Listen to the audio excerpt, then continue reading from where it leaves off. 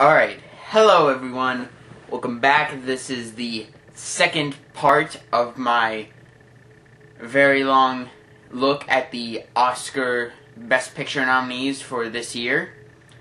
So, for those of you that are just seeing this one and not the last one, I'm seeing the movie. I saw the movies in two batches over 2 weekends. Last weekend I saw 4 movies, Amour, Les Mis, Argo, and Django Unchained. So this time we'll be talking about the other 5 films, which are Beasts of the Southern Wild, what's the next one?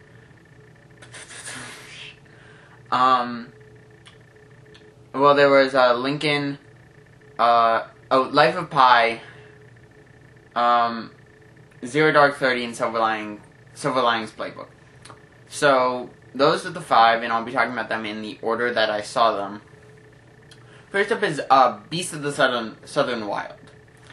This, along with Amour, I feel is kind of the one people really haven't seen. Just because even though it was put out by Fox and Dream, I'll admit, like, just Basic Instinct. When the DreamWorks logo popped out, I was like, wait, what? What? Did someone put in the wrong film or something? I'm so used to seeing that with animated films. It was weird to see it on a Best Picture. Well, it was weird to see it before this movie. But, anyways, the main thing people are talking about with this one is the actress who she's 9 years old and she's nominated for the Best Leading. Well, for a child actor, I think she is really good. I'll admit that because I've seen a lot worse. But I don't necessarily think like Best Actress level good. Like, people have pointed out a lot of her, a lot of her part in the movie is narration recorded afterwards. I think that maybe embellished a little bit from what I've been hearing versus what I actually saw, but there is still a good amount that is her talking over a microphone later, and that kind of takes some of that part out of it, but she does do a fairly good job. But my main problem with the movie is just... Okay, so there are 2 types of movies that I think bug me a lot. There's movies that think they're smarter than they really are, and movies that think they're cuter than they really are. And I think this one fell into the second category. It basically... Okay, the plot of it, since I guess this is another one people might not know the plot of, is... It's about this young girl, who lives with her father in this, like, kind of swamp, like, bayou area on, like, this island kind of separated from the coast, and it's this small little community, and, like, a storm hits and things start, changing. But a big part of the film is the relationship between, her and her father, which is kind of filled with stupidity, I guess is the best way to put it. Because there's a lot of dumb stuff that both of them do in a way, like her because she's a child and him because he's a bad parent.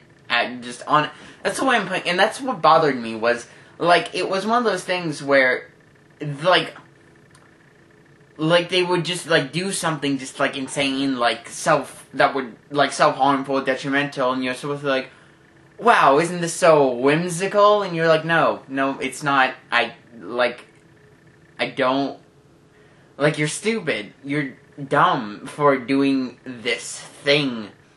Like, it's just something that's consistently there, because it's like, I guess, and, metaphorical pigs, that I think are metaphorical, but might be real pit. I can't really explain it without explaining the entire plot, but it ties back into the whole whimsical thing, which I guess it worked at some points in a way, but not too much. I remember there's one particular scene where, I guess I'll just call it the scene by the bus. So if you've seen it, you know what I'm talking about. And if you don't, I'm not spoiling anything. But there is one scene where I think it really got the bond they were going for between the two of them. And you felt a little emotional about it. But I guess it was just an alright film, I think. You know, it's not gonna win too much. Like, maybe one or two of the ancillary things. But, not too much, and I don't think it necessarily needs all that much more. I don't think it's gonna be too bad a snub. But it wasn't too bad to watch, you know, if you're interested in seeing it, or you're seeing all the Best Picture nominees, it's nothing to skip over. I mean, it's worth the watch, I guess. Next up is Life of Pi. Life of Pi is kind of my... Why was this nominated? Okay, I liked Life of Pi. I'll say that. But it's more not the kind of thing that the Academy usually nominates, from what I've seen. Like, maybe it's because it's kind of artsy, but it's still really mainstream and, like, doesn't go too far, in a way.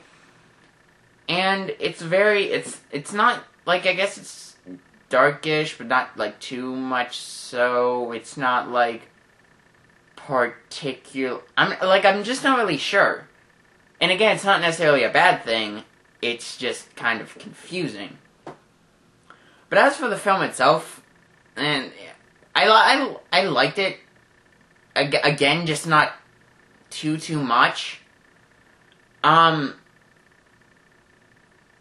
It just like, the whole thing is very CGI. Well, actually, I'll point out, like, okay, I know a lot of the advertising is focused on, like, the boy in a boat with a tiger, and that's kind of it. But there is a lot of the... If you haven't seen it, there's a pretty good amount of the movie that's not specifically that in that setting. Like, I mean, that is a good portion, but there's the build-up to that, and the whole thing's told as this, like, story, so it keeps flashing, like, forward to the guy telling the story to the other guy, so that's in a different part, of course. And one thing I really like is the sets. I think it's they made it very colorful and kind of exotic in whatever location they were. So it was a very appealing movie to look at, just in general. As for the parts that are on the boat, I'll be honest, there's a large portion kind of near the middle-ish that is very long stretches of, you know, no cutting back, just them on the boat. And that's probably the weakest part of the movie, just because it's one of those things where I think one-room, what I'll call them one-room movies, I think they are... Like, they can be very good, I think. It's just, in this, it's very hard to do. Because it's a lack of kind of stimulation in a way, because there's not much changing. Which makes it hard to keep your mind active and focused. And I think that's kind of what happened here.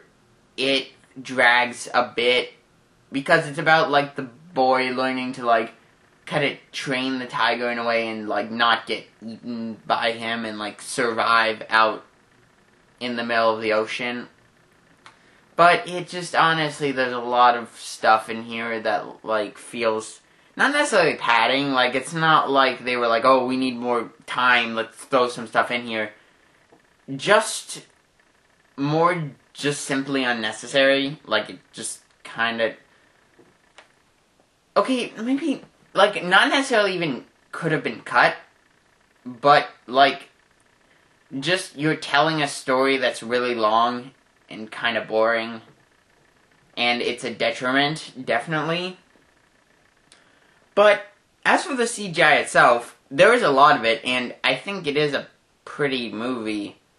It's a nice looking movie, I think, especially like the tiger.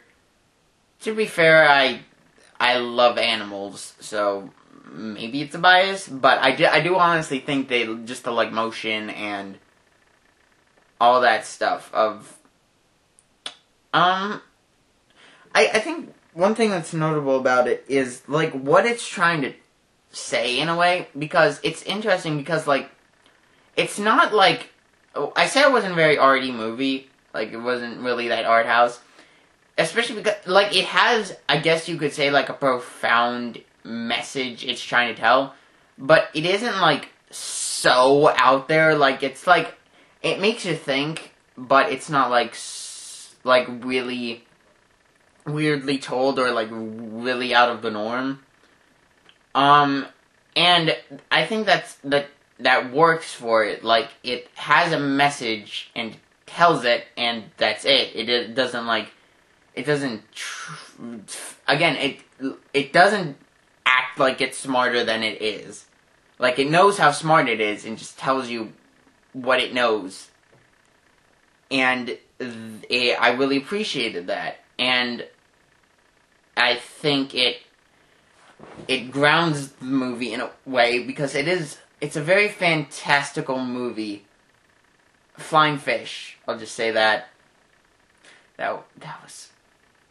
Okay, that I don't get the point. There was a fair amount of stuff still in this movie that felt sort of out of place.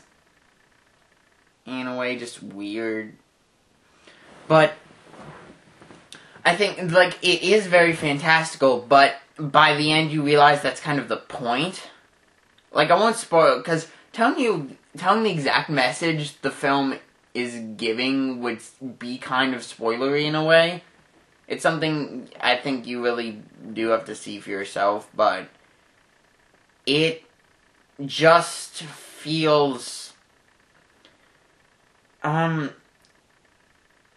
It's interesting. It's, like, whether you like it or not, it's interesting. It's something you probably haven't seen anything exactly like it before. Not, like, in terms of concept, in terms of message, in terms of structure... Even, like, cinematography and stuff, it was interesting to say the least, and that alone is why I think it's worth a look.